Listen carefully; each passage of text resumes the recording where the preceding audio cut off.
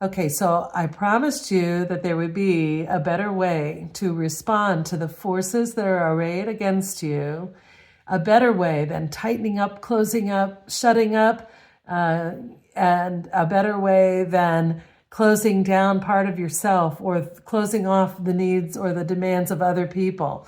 And so let's look again at that free human person.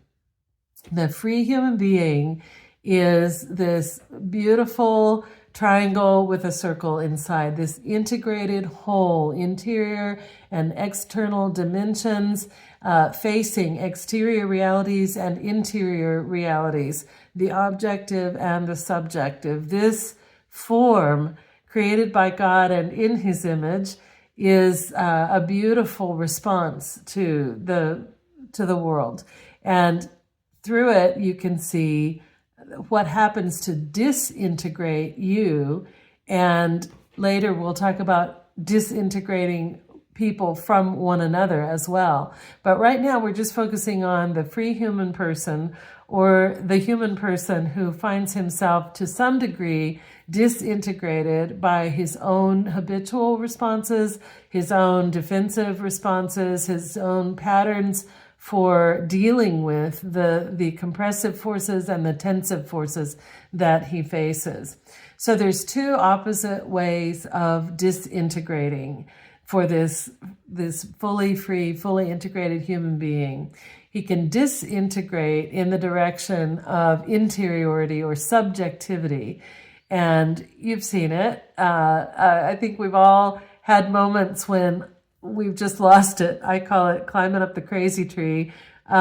We've just, become so emotional or so fearful or so somehow completely overtaken by our feelings that we don't have boundary, that we've almost expanded beyond the capacity of our boundary to hold us.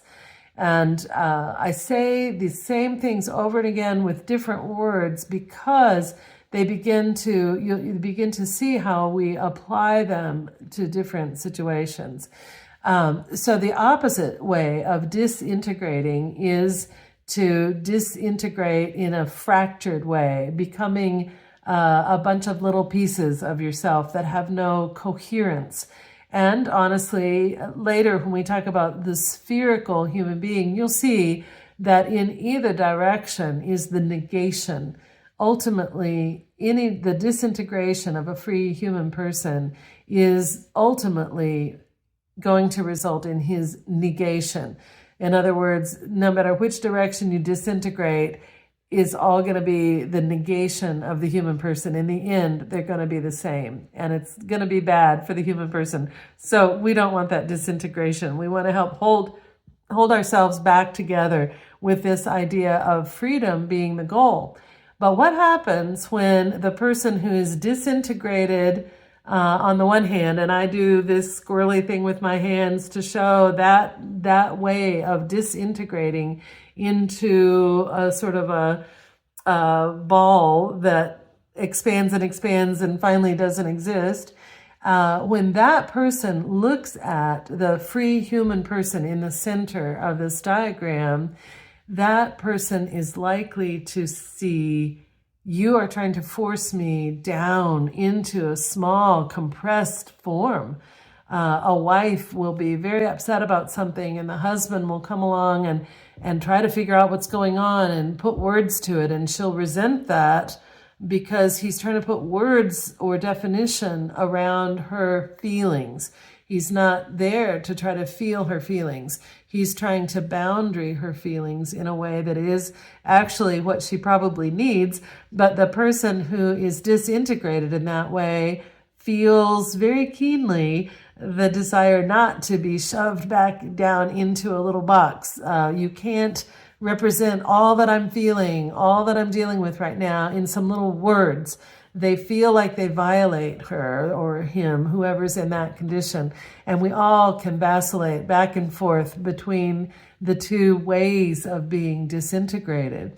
But let's look at what happens if someone has disintegrated in the opposite direction.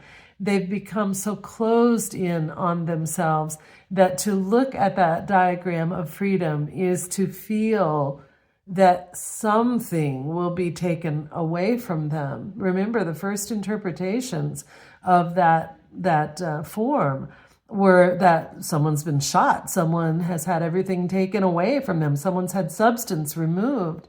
So when you are not free, when you are disintegrated in what we call this pointy way, triangle-y way, you tend to look at the possibility of freedom and see a threat. You tend to feel that you're being asked to open up and give more. Perhaps you're already as tired as you can be of giving, and you just can't see how you could open up anymore. The other thing that happens is that when we are disintegrated and we look toward freedom, what we tend to see is the opposite extreme. So the one who's disintegrated in this pointy little direction looks at freedom and says, well, maybe I could go there. But then he looks up at the wacko emotional person on the other side of that, the further extreme, and says, whoa, I'm not going there. I can't be, going emotionally expansive, shall we say. But the one on the other side of this freedom form looks at the possibility of boundarying those feelings, boundarying that subjectivity with objectivity or definition or words, and looks at the little pointy closed soul on the other extreme and says, whoa, I'm not going there. So the first thing that I need to help people to do is to see that it is possible to be free without going to the opposite extreme of disintegration.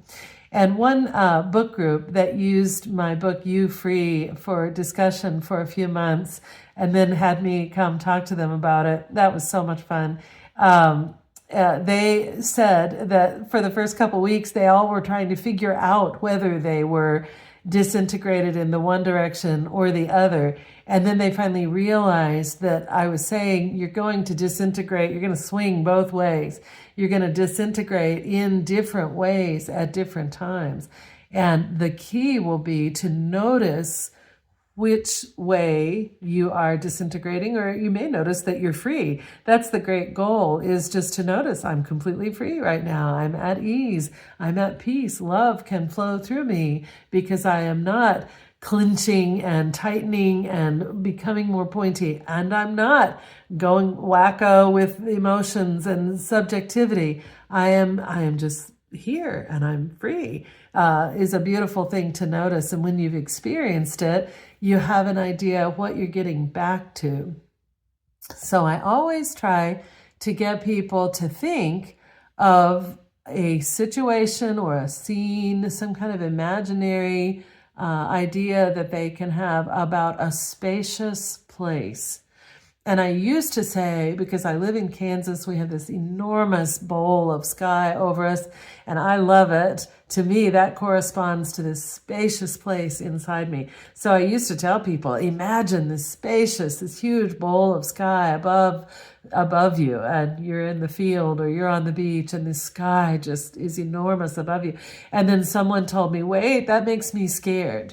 That image scares me. So at that point, I began just asking people to think of an image of spaciousness.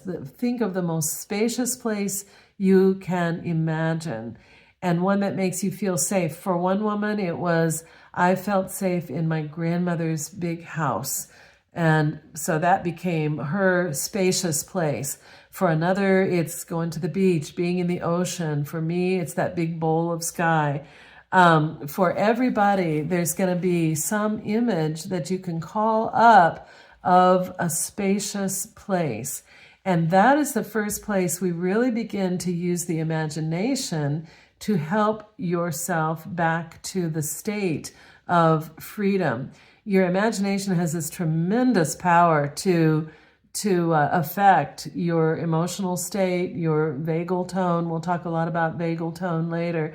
Your imagination has a real power to affect your physical and emotional well-being, even spiritual well-being. St. Ignatius cultivated in his tutelés, those that he taught, the use of the imagination to cultivate a spiritual awareness and bring you up into contemplation at some point. So the use of your imagination is part of what I suggest to people, to fill your toolbox. And I'll give along the way a number of tools, a number of things that I want you to have in your toolbox for those many times when you realize you've lost your freedom. And the key will be to practice freedom, not to finally arrive at some point of freedom, but to keep practicing freedom. And so when you learn that there is a natural resistance to moving toward freedom when you've disintegrated into one or the other extreme, and then my task is to help you overcome that natural resistance to freedom and help you experience freedom in a way that makes it attractive to you, that you desire your freedom, that you want your freedom back, that you want to return to a free state. And we'll talk more about that in the next video.